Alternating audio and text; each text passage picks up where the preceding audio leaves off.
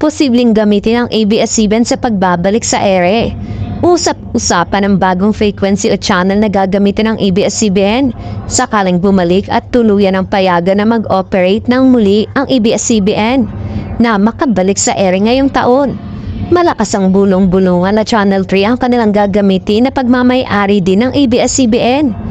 Ilang senador din ang pumabor na mabigyan ng muli ng panibagong prangkisa for 25 years ang ABS-CBN ngayong taon.